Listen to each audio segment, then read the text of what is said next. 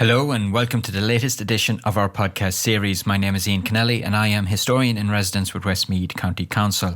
Today we're going to talk about Roscommon. Of course, there are many crossovers between Roscommon and Westmeath, particularly through areas such as Athlone. My guest is John Burke MA PhD, who is a graduate of the National University of Ireland, Galway.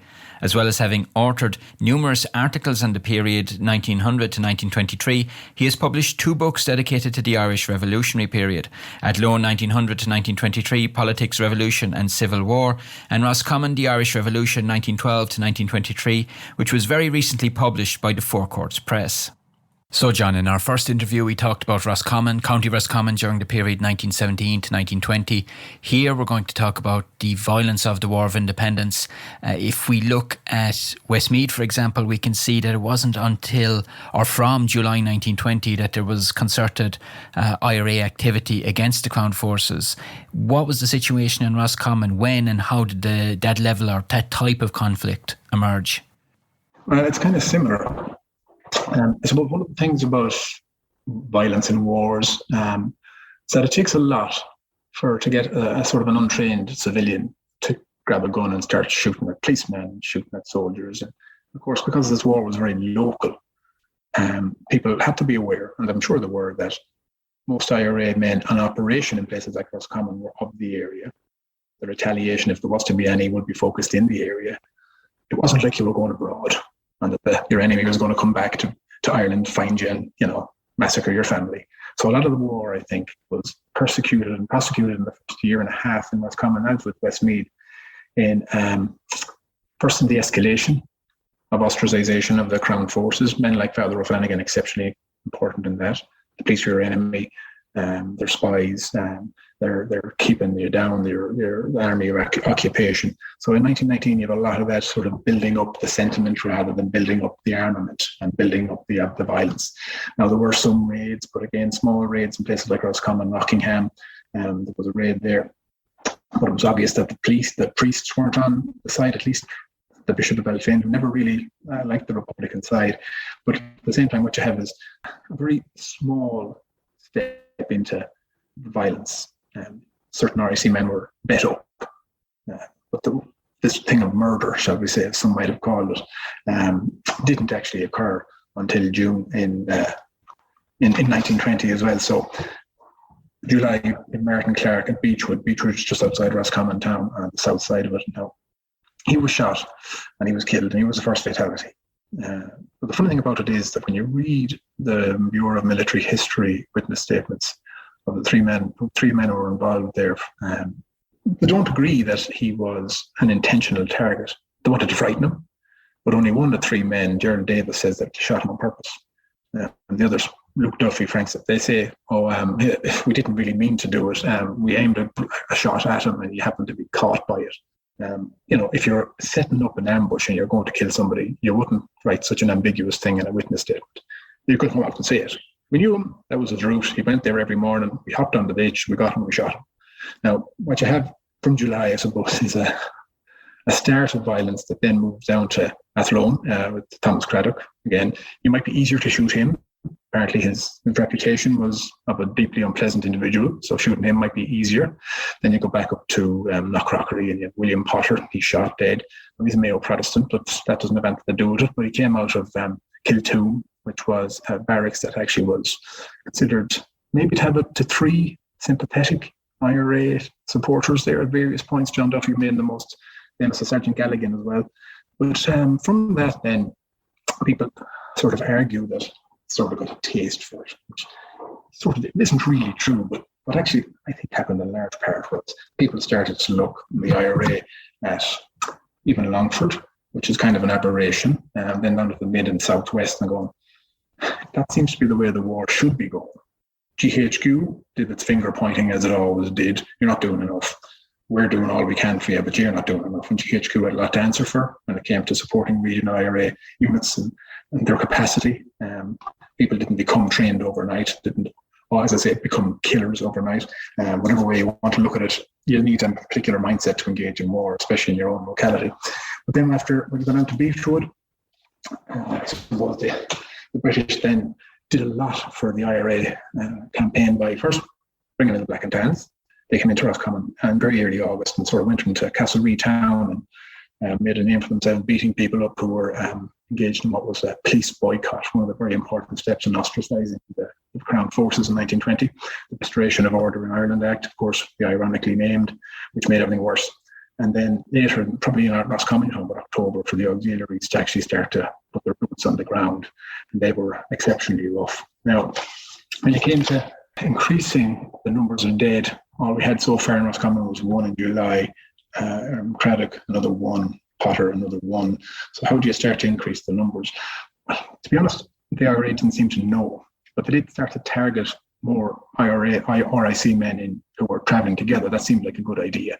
So at Ratra, up in the north of the county near Balhadreen, there was an ambush, and 3 people died. 2 of them were RIC men, 1 was IRA, but interestingly, it was actually the South Sligo Brigade who did that. They came into the county, did it, and then moved out.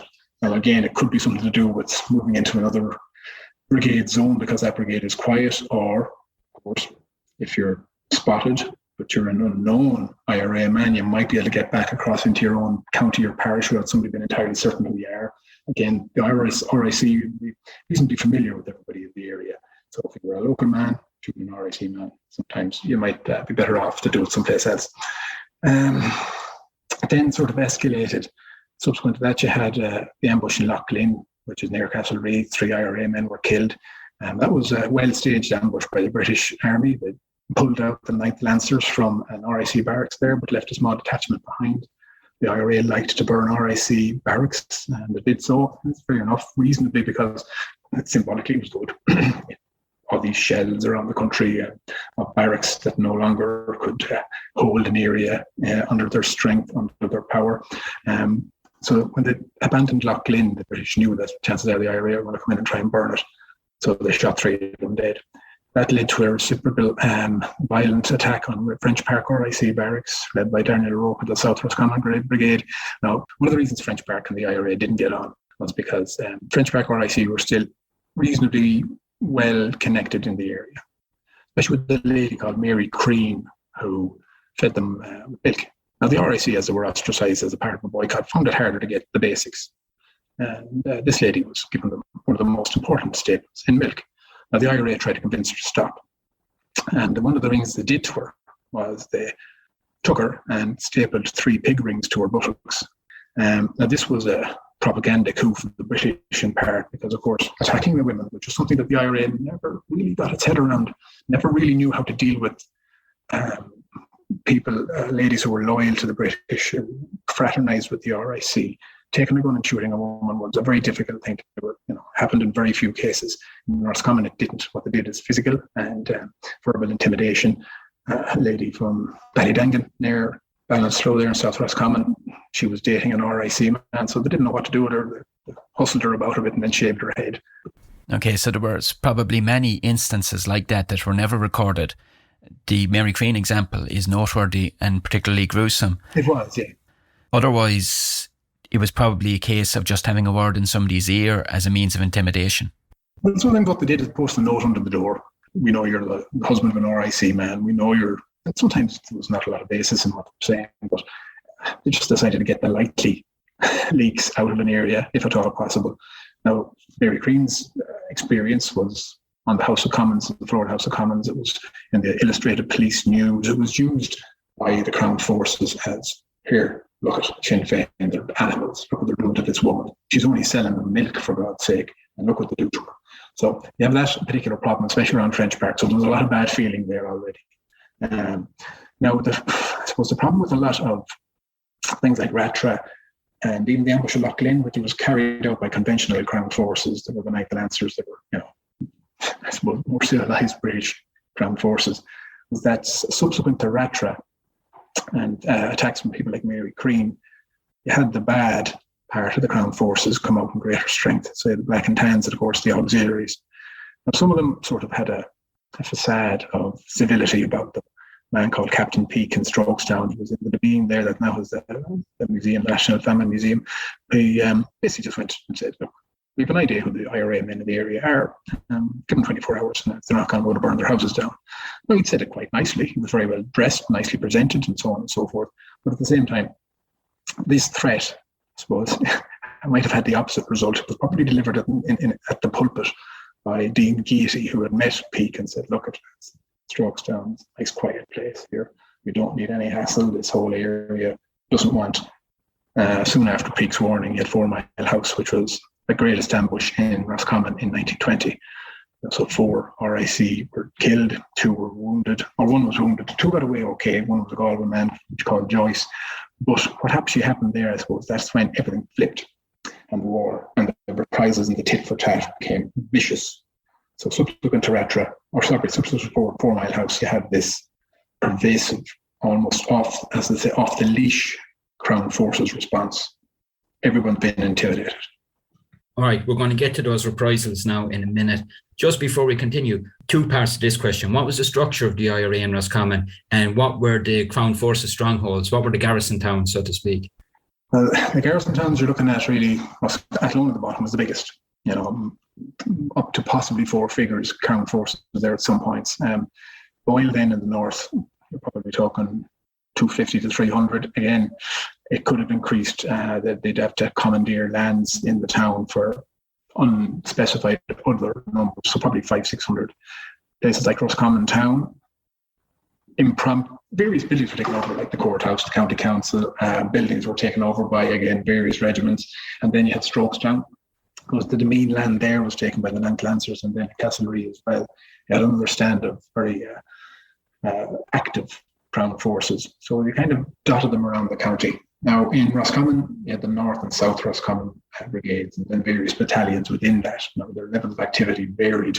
Some of them were kind of reasonably quiet. And Roscommon was a funny one as well, in that in the northwest, you had Balhadreen, formerly of Mayo, from Roscommon in since 1898. But it was actually the East Mayo Brigade that sort of commanded that area. And as I mentioned about Ratra, the South Sligo Brigade came into what was the North Roscommon Brigade's area. So really, when you're trying to sort of look at IRA activity in Roscommon, you're looking at a lot of external interference in large part. And even when you go into sort of Civil War period, you start to see Mayo Brigades coming into Roscommon to take places like Castlereagh and that.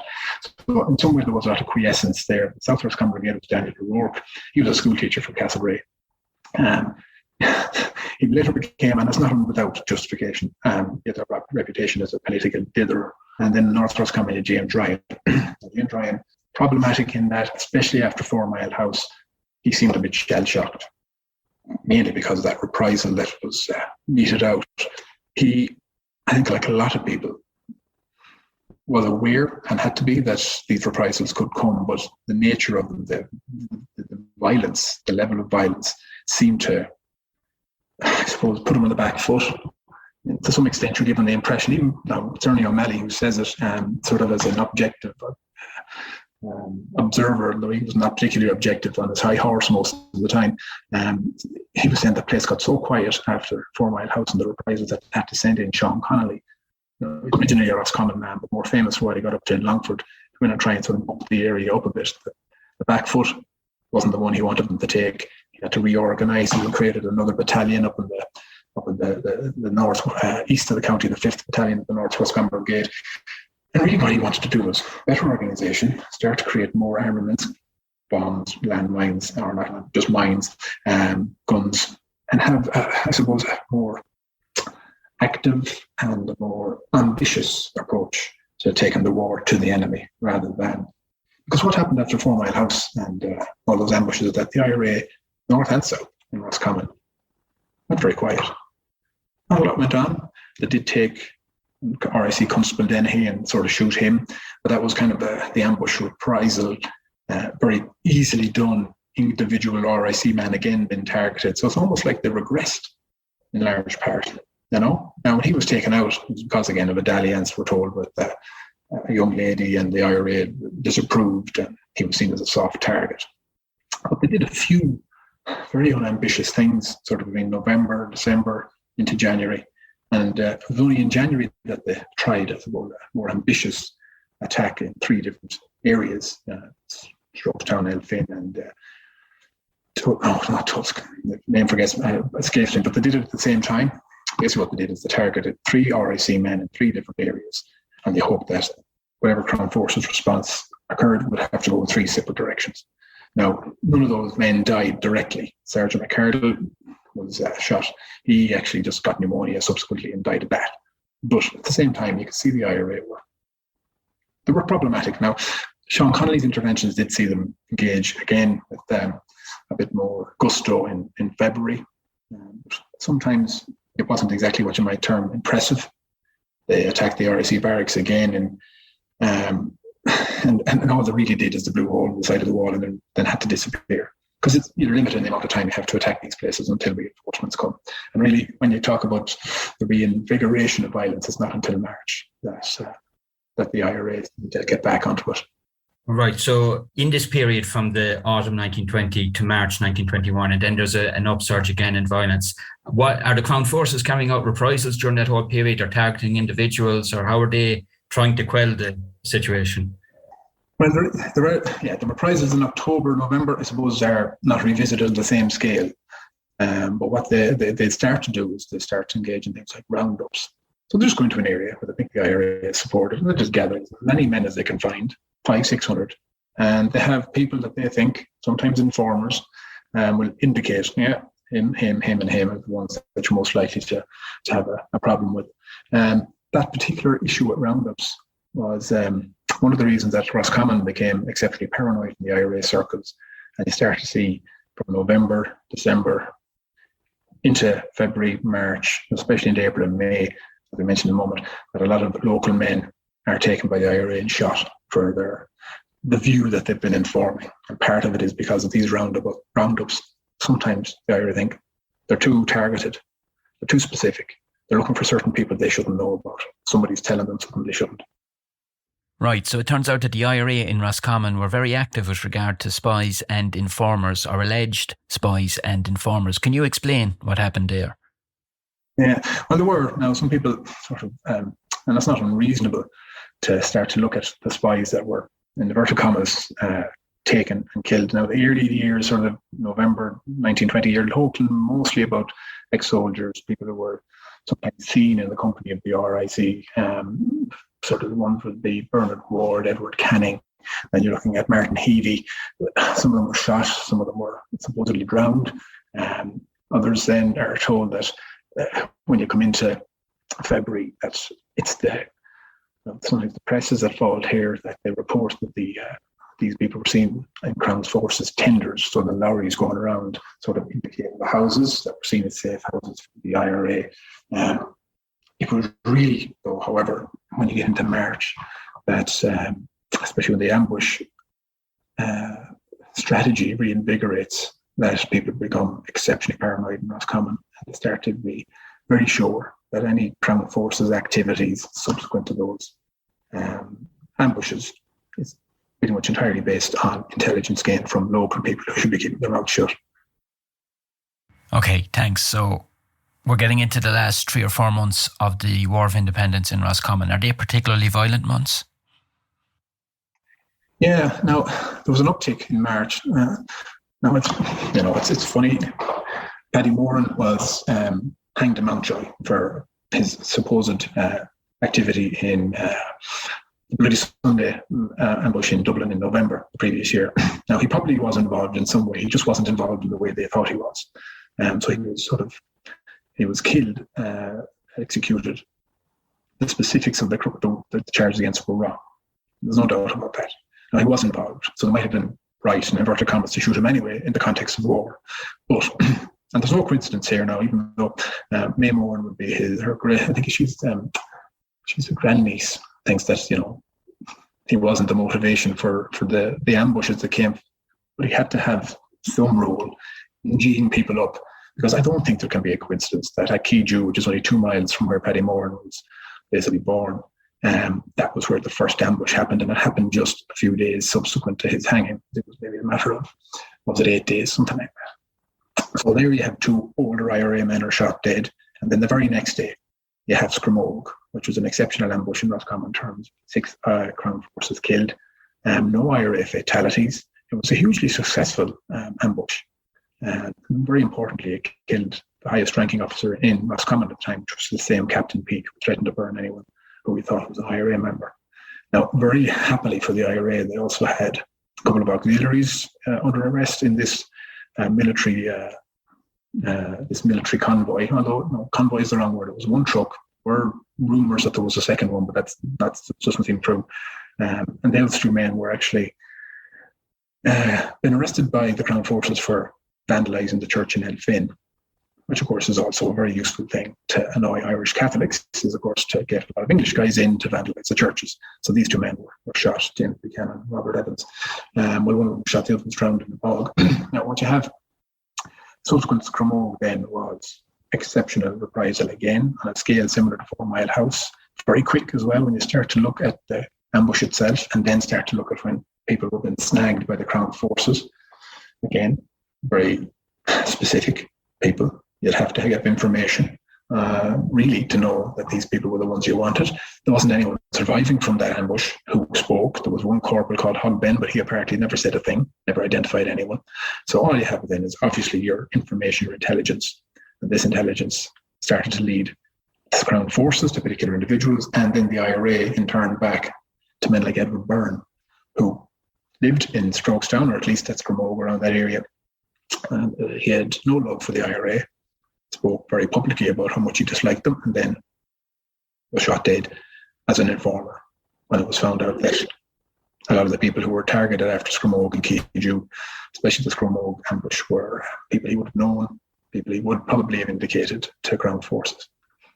So it really starts to build after Scramogue. Going into April around Castlerea, it becomes exceptionally vicious, especially under a man called Sergeant James King of the Crown Forces, the Castlerea murder squad. Now, he wasn't the first man in the top of the murder squad, but he was the most notorious. And various violent acts were ascribed to him, not only shooting people dead, IRA men dead, but also beating women, beating information out of people who maybe would be very, very soft targets. Going through April, then into May, it becomes, problematic, mainly because that's really the time when land comes to the fore. It's when letting season starts. So it's violent and it's dangerous when the land agitation doesn't kick off. Now, one of the other problems with the Crown Forces' response, and it's one of the things that, again, they often did to their own detriment, is that they were unable really for the Irish landscape. They weren't able to take to, especially the more conventional troops like out of the Bedfordshire and Hertfordshire Regiment went looking for people involved in the Keeju ambush. They ended up shooting a 15-year-old boy called James Malloy. The problem then is that these military inquests that make it fairly clear that whatever Irish person died didn't really matter, and they put these verdicts out there, promulgated in the press. The press says, apparently the Crown Forces didn't do it again, when everybody, from the dog on the street to the sheep in the field knows they did it. And that's problematic. You have other people then, like Patrick Coyle out in Kiltoon. He was only a blacksmith calling around to somebody's house. He was shot dead. It wasn't his fault. The constable who shot him lied through his teeth. Complete fabrication. When he was caught in the lie, he got away with it. He neither was convicted of perjury or manslaughter. So, what you have is, I suppose, a move towards people not in any way seeing the British as in the right, or as prosecuting a war that was just in a way that was just. But then you have the IRA escalating it, and it's becoming more pervasive and more violent, and it seems to be affecting more and more people. But on the IRA side, I imagine they were looking and going, there's only so much we can do here with the armaments we have, the weaponry we have, the people we have, the push of the Crown Forces. And there is that push in late spring by the British to sort of, in certain areas, to drive it home. Now, the Roscommon Herald, I think, was an interesting one. There was a very contrarian editor there, Jasper Tully. He didn't like anybody. Didn't like his own life, apparently, which isn't unusual. But he was a difficult man. Black was white and white was black. Whatever you said, he was the opposite. But he couldn't get it right. Now, it's funny, there was a lot of people in places like Roscommon and Westmeath. Michael McDermott Hayes was the same down in the Westmeath Independent. They had an ability to look at the morality of what was going on. So they could condemn deaths on both sides from the point of view of the wastefulness of it, the violence. It was wrong to kill people. Yeah, exactly. So Roscommon Herald was targeted by both the IRA and the Crown Forces. So that a car burned by the IRA was a newspaper that indicated things the IRA didn't particularly like. And the following week, the auxiliary RIC commander in Boyle went down and basically said, by the way, you're writing a new version of that, or we're going to burn you down. We're going to, So they were caught between a rock and a hard place. But really, that was an indication of them trying their best in increasingly violent times to strike at middle ground. But they found out very quickly that there wasn't going to be a middle ground here, really, no middle ground. So what you have then come out really towards June is more profligate acts on behalf of Black and Tans, one of the main ones being after the killing and the shooting dead of General Lambert at Benown, just outside Glasson in June. Now, you might think that's in Westmeath. Surely you'd drop down to Athlone, you might give that place a rattle, find some IRA men in Coulson, maybe target them. But it appears that in Killinure, there was, not too far from Benown, there was a number of people who indicated with their fingers across the lake. Go over there. That's where it comes from. Knockcrockery bore the brunt of it. Knockcrockery wasn't a big village, probably only 12, 15 buildings in it, but the vast majority of them were burnt down. And again, big problem. Even though good, solid intelligence came from the local priest as to who did it, the heroes of Athlone Garrison, as the Freeman's Journal called it, again, the British government said, sorry, can't trace anyone. We would prosecute them, but. So there is kind of because all these people just disappearing into the wind, despite the fact they were easily identified, they drove in the direction of Athlone, they saw people coming out of Athlone, didn't matter. So it came to that point, I think, where people were fearful that it was becoming less of a specific war and becoming far more indiscriminate, becoming profligate violence. And I imagine those non-combatants were terrified until word of the truce came through. And that was something that allowed them to take a little breath.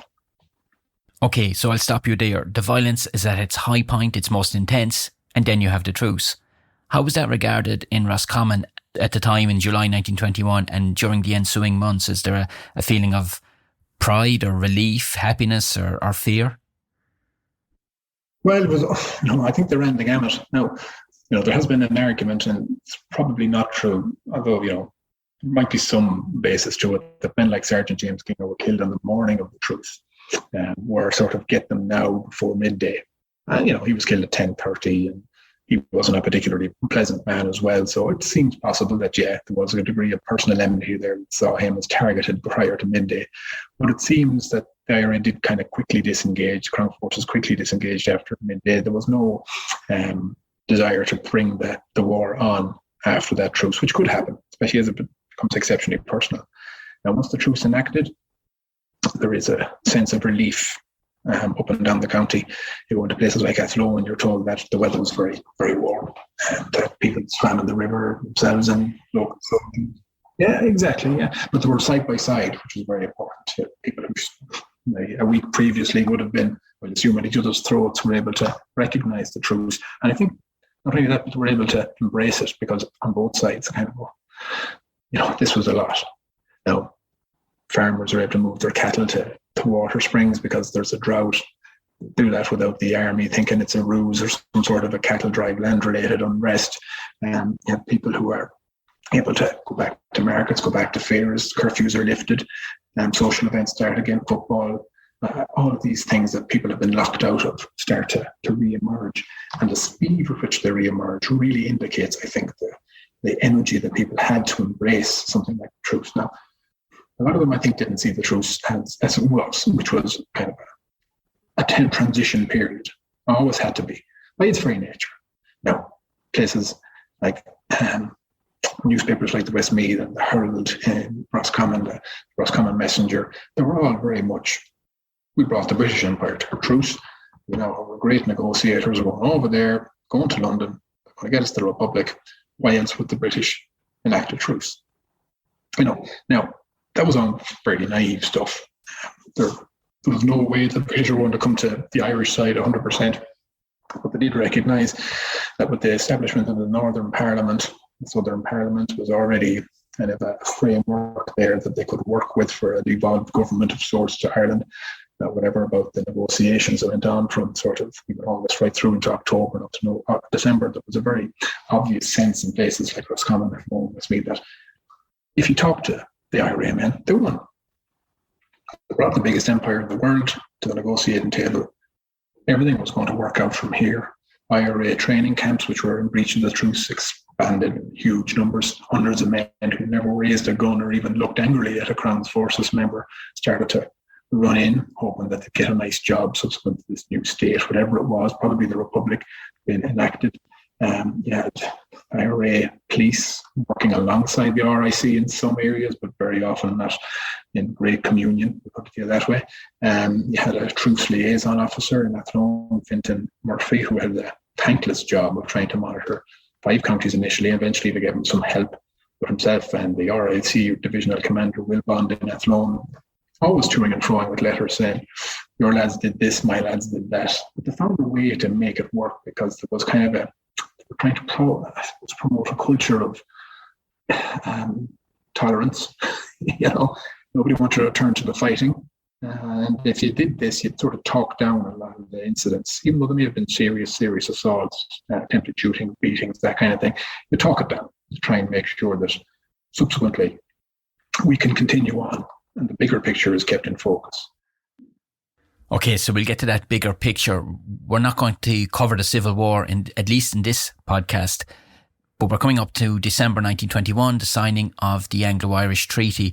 So what's the expectation of people in Roscommon before that? Or are there varied expectations? And then what is the reaction after its signing? Yeah, now, there are considers, who you talk to, as they say. For those in Roscommon, the well-off, people like the O'Connor Don and Sir Thomas Stafford, who were happy for Ireland to seek what they seemed, the term nice political speak, their legitimate aspirations. So they wouldn't have seen Ireland as legitimately entitled to being a republic, but, something else. Step down, still imperial parliament, subordinate, but at the same time, something. Guys like Harry Boland, Andrew Lavin, these would be TDs, and there would have been people who would have MP seats in the reworked constituencies of the Southern Parliament.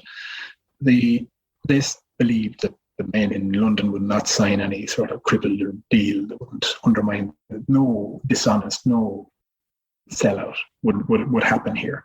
So there was a very strong sense that whatever came out, it was going to be good for Ireland. Now, when it started to promulgate on the 6th of December and later, even the next day, we're told even in places like Boyle that people basically ran to news agents to find out what in the name of God happened here, because they're hearing all sorts of rumours. They read it, and without doubt, most people are happy with it. They think it's an end to the violence. Now, who isn't happy? First is Count Plunkett. He's really the first one to come out in a very definitive no. This is not what we fought for. It's not the Republic. No. Andrew Lavin, he originally would have been of a similar mindset, but he decided to flip a little bit. Harry Boland in the south did the other thing. He was originally for it, then he found out more about it, and then he was against it, as they say. Then Daniel O'Rourke was against it, but, and that was his big problem in the south, is that he was against it, but he thought there was no alternative at the moment. He might have document number 2 that Eamon de Valera came up with. He thought, there's not massive differences between it, and that if we could get something like that, surely to God, it's only a couple of steps in another direction. But the problem with him, of course, is that if you're looking for direction as a constituent, you might come away more confused after talking to him than prior. Now, it's obvious that when the vote came in for the Roscommon men, that Lavin and O'Rourke voted for, and Boland and Plunkett voted against. Now, the constituencies are a little broader. Leitrim and South Mayo, they were kind of combined constituencies, but just talk about the Roscommon men. So you're kind of half and half. Now, if you were to extrapolate from that represented the constituency, it didn't. You know what I mean? You think 50-50, but it's not even close, not even close. The vast majority. Best represented, I'd say, through the local press, from the Westmeath Independent, the Herald, the Messenger, all these papers up through the county. They wanted no more violence. They didn't. As Jasper Tully said, look at whatever about the Republic, look at this measure, it gets the Brits out. We start to lose the sort of the fortresses of oppression. They're all being pushed out. We start to be given a far better measure of Irish sovereignty than Home Rule was ever going to give us. So this war has sorted a lot of things out. Now, men like J.P. Hayden, the former MP, would must have been shaking his head. And I sort of say that in the book. He must have been bewildered, going, this is so much better than home rule. The whole lot of you got on board that almost, with a few small exceptions. This is better. But there's a larger minority of you who hate it. He goes, how the hell does this work? You know? And he also wagged his finger and went, you were all about to abandon the IPP, not only because of Easter and our land and yada, but because of partition. And now look, you've got partition. Your great Republican fighters have done exactly what John Redmond wanted to do. The thing that sort of drove him to his grave early. You know, he must have been incapable of comprehending it.